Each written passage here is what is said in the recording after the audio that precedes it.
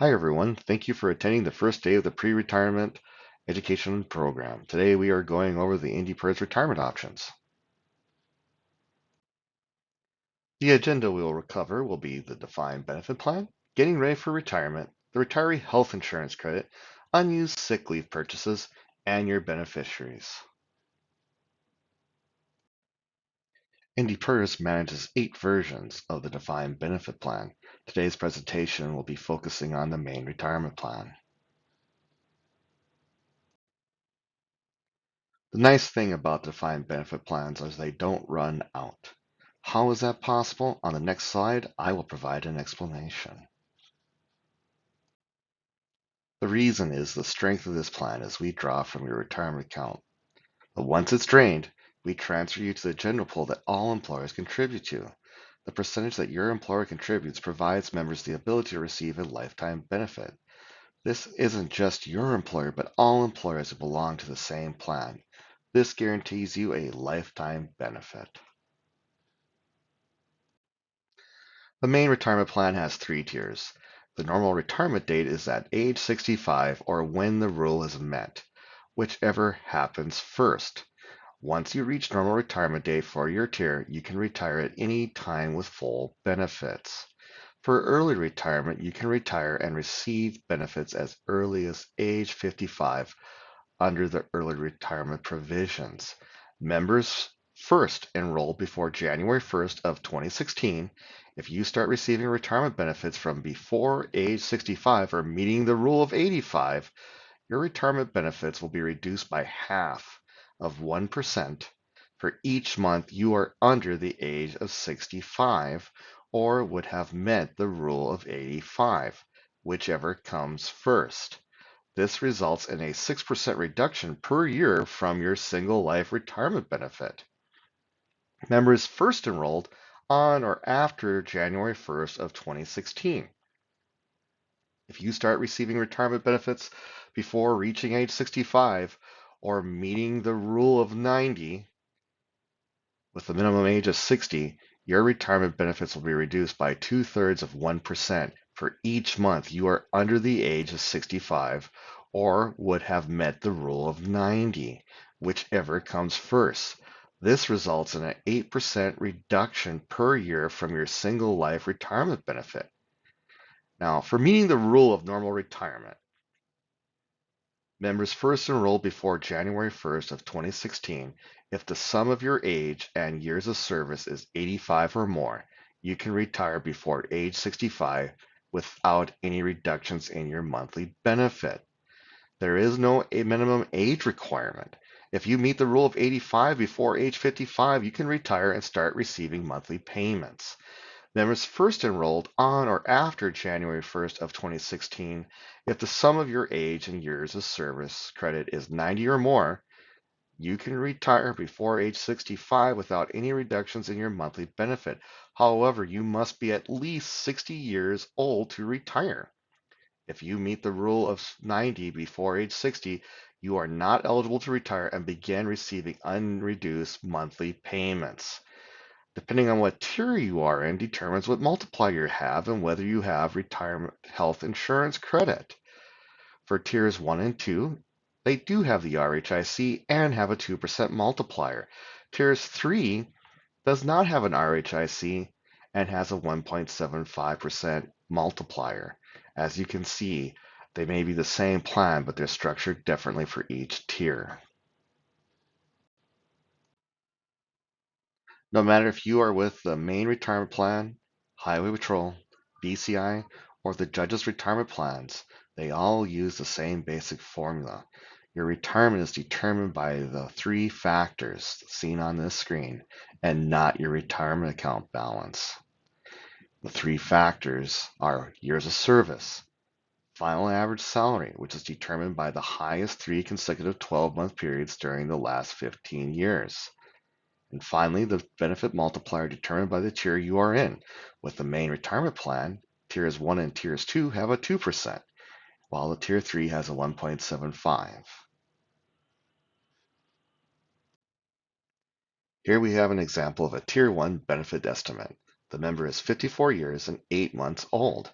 They have 30 years and 5 months of service credit. Their final average salary is $6,871.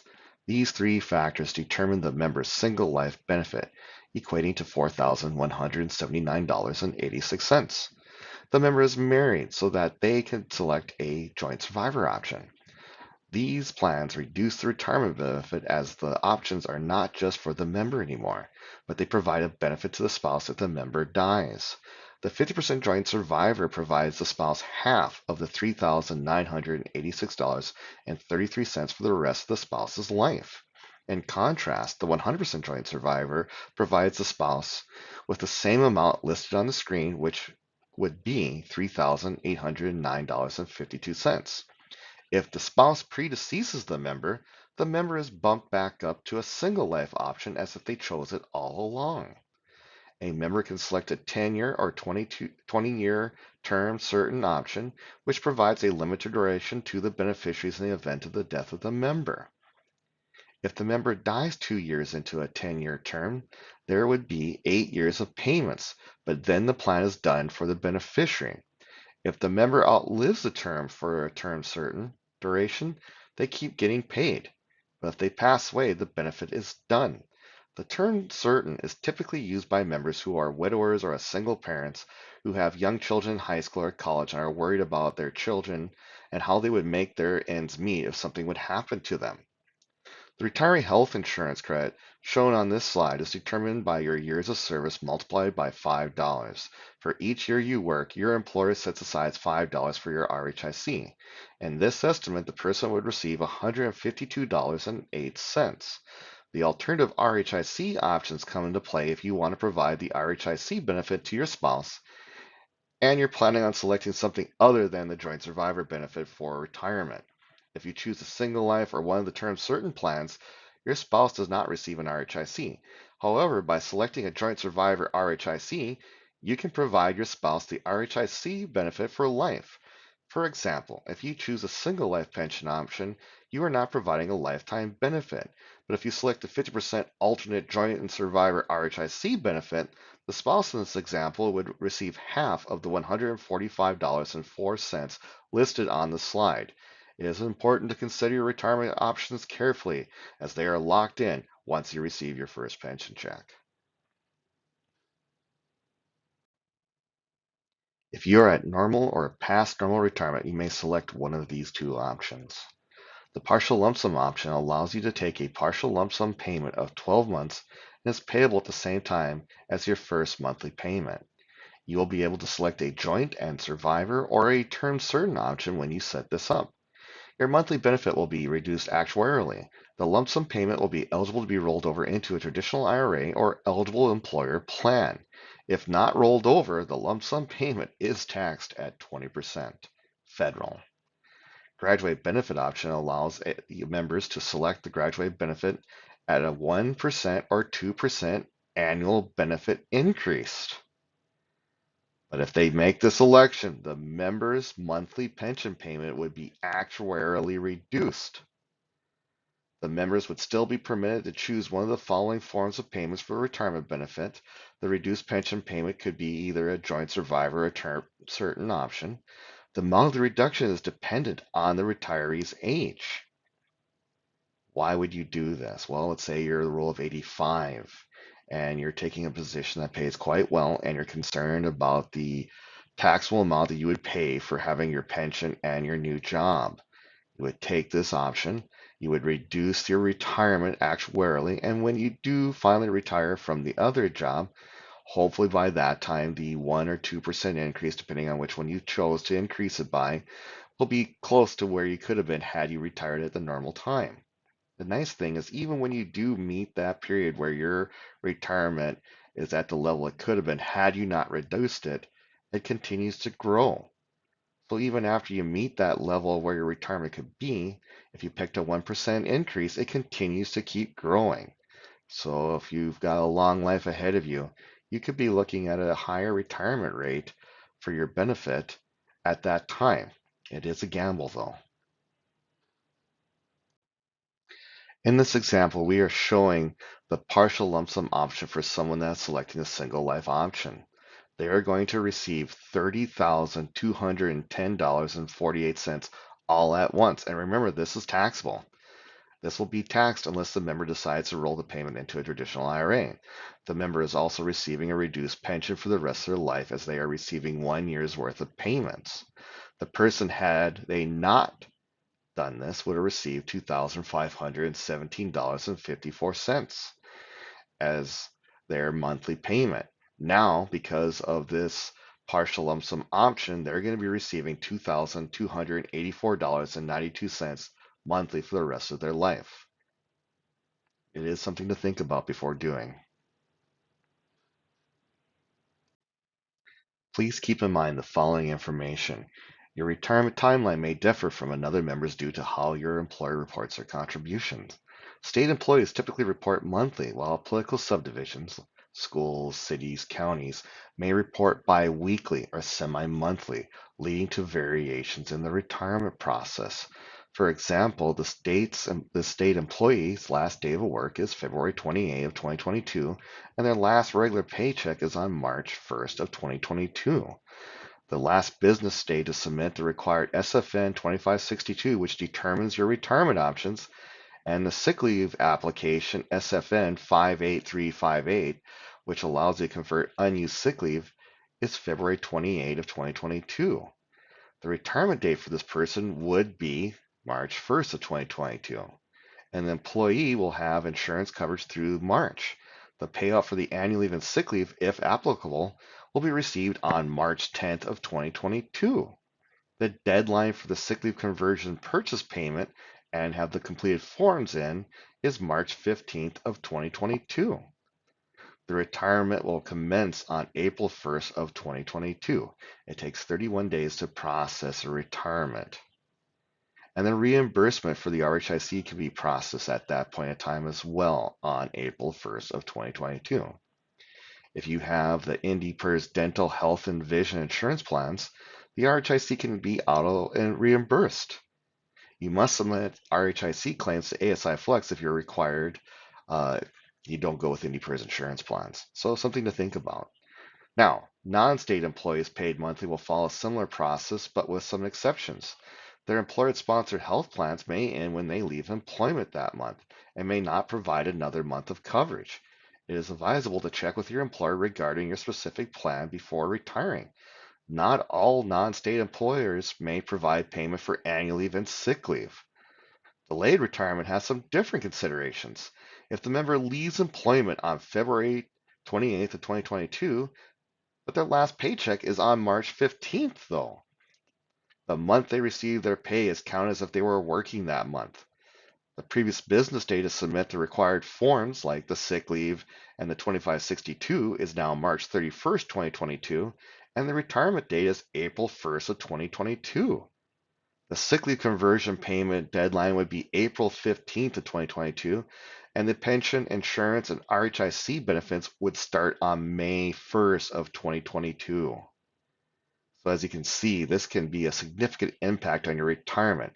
It is crucial to clarify with your employer when your last regular paycheck will be. Please let your retirement counselor know of when your last paycheck is.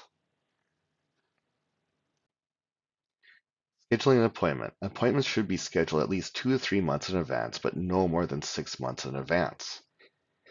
If you set up your retirement process and do the form 6 months before you get your first pension payment, those forms are out of date and you may be required to do the forms again. So please, 2 to 3 months is perfectly acceptable to get your retirement set up.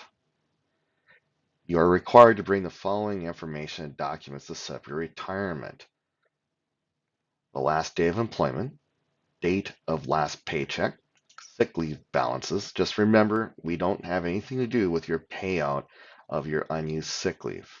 What we're worried about is trying to figure out how many months of sick leave you might be able to purchase. We'll talk about this in a slide later. Review insurance options and premium amounts. We're going to review the insurance plans that NDPERS provides, the dental, vision, health insurance. We do not compare other plans. If you wish to have a comparison of our plans with others, please contact a financial advisor or an insurance broker. Those who are the people I would be making sure you want to talk with. Beneficiary information, banking information. We kind of like to make certain that when we set up your retirement, the pension payments are going to your bank account, not someone else's. Required documents, birth certificate. If married, please provide a copy of your spouse's birth certificate and marriage certificate if you're planning on doing a joint survivor benefit. Also, Medicare card that shows the parts A and B. If you're going on the Dakota Retiree Plan, we're going to be requiring you that. That's our health insurance that provides secondary coverage to Medicare Part B and provides a prescription drug coverage with Medicare Part D, and that's D as in drugs. When it comes to the Medicare card, we really can't use the one that just shows Part A. It really isn't useful. We really do require the Medicare card that shows Parts A and B. An award letter from Social Security providing you when your Medicare Part A and B is basically going to be enrolled will substitute until we get the card.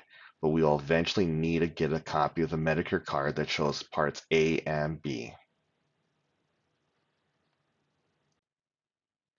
The retiree health insurance credit is a post-tax reimbursement benefit for the defined benefit and defined contribution retirees who were first enrolled in their plan before January 1st, 2020. As stated earlier, the credit is determined by the years of service times by 5. If you were to retire early, the benefit is subject to be reduced by an early retirement penalty. To receive the benefit, the claims are submitted to ASI Flex. There is a video on NDPERS YouTube page that deals more in depth on the RHIC benefit. You may only start receiving this benefit once you receive your first pension check. And to get the benefit, you do need to submit claims to ASI Flex for health, dental, vision, and long-term care insurance premium plans that you're paying completely out of pocket by your own.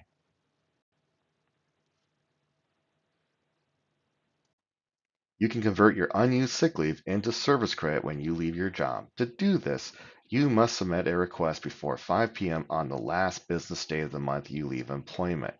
Follow these steps to convert your remaining sick leave.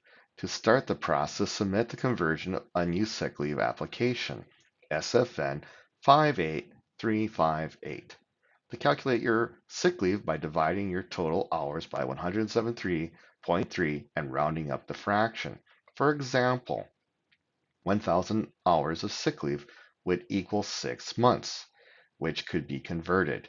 You will then receive a letter providing the cost of the purchase and the forms to complete it. The cost is determined by taking your final average salary multiplied by your monthly contribution and the months of sick leave you are purchasing. You must pay for the conversion from your bank account or use funds from a traditional IRA or deferred compensation account. If your employer pays out an unused sick leave, this purchase will not affect your payout. Remember, you must pay for the sick leave conversion and submit the required forms within the 15th day of the month after you leave employment. On this slide, we're comparing if somebody would basically not take the sick leave or they do decide to convert their sick leave. On the left-hand side, you have someone who basically is not going to convert. They have a 2% multiplier. They have 19 years and 3 months. They have a final average salary of $7,643.83. Their single life benefit would be $2,942.87 from those factors. Now, if they did buy sick leave, in this case, this person has 5 months, as you can see, the factors are going to be different because they're purchasing 5 months and now they're increasing how many months of service they have. So this person now has 5 more months. So now their years of service is 19.6667. So 19 years and 8 months. Times it by 2% multiplier, times it by final average salary, we're looking at $3,006.58. This has increased their benefit roughly by $65.79 per month. Okay? Which seems pretty nice. But you got to remember the years of return on the investment. In this case, it's going to be 7 years and roughly a little bit, maybe a little over 9 months.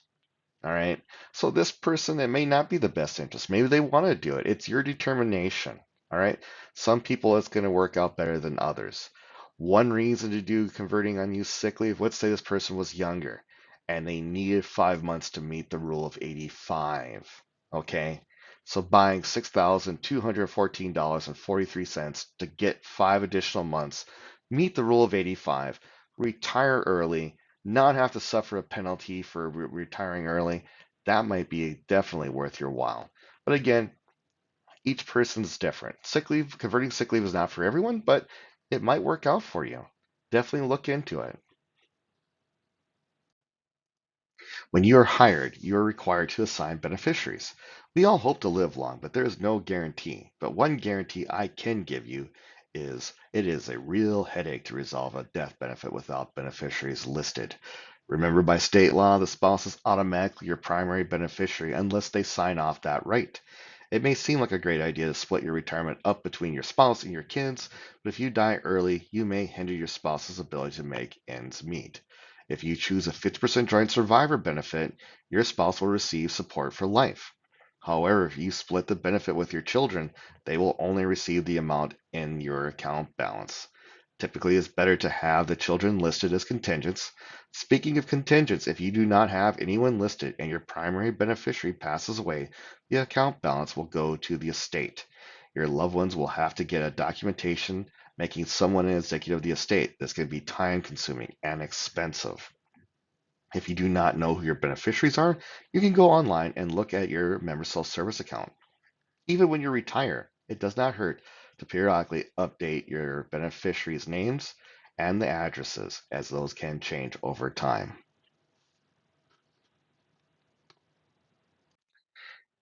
Even in retirement, your member self-service account is a useful thing to do.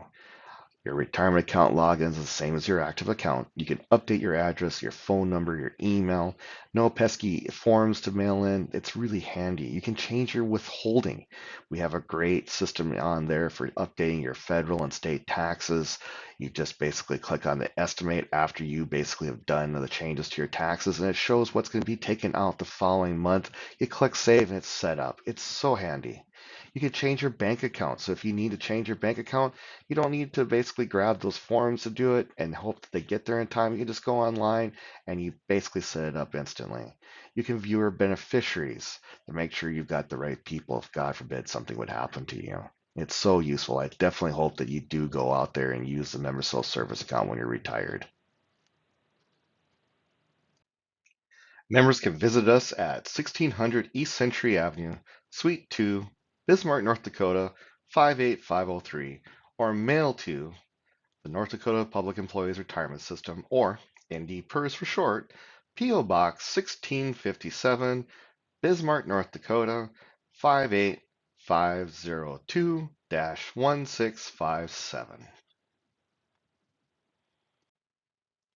You can contact NDPERS by calling the local number 328-3900 or the toll-free number 1-800-803-7377. You can send contact tickets by going onto the NDPERS website. You can also conduct appointments on the member self-service. Remember that we have a Facebook page, and you can see various videos on our YouTube page. Thank you for watching this presentation, and I hope you have a great day.